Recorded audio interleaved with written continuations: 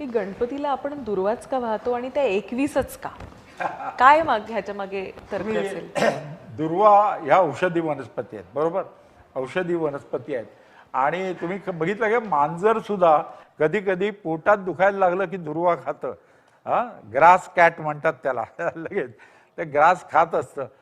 लक्षात घ्या, दुर्वा ही औषधी वनस्पती एवढंच नव्हे तर जी पत्री आपण गणपतीला वाहतो ती औषधी वनस्पती आहे. ती आपल्या गावात असावी यासाठी ती पूजेमध्ये सांगितलेली आहे. एक गोष्ट. आता 21च का? तर 21 मातृदेवता आहेत. गणपती हा मातृभक्त होता म्हणून 21 आहेत. आणखी दुसरं म्हणजे 21 प्रकारची दुःख असतात माणसाला, आणि गणपती हा दुःख हरता आहे, सुख करता आहे.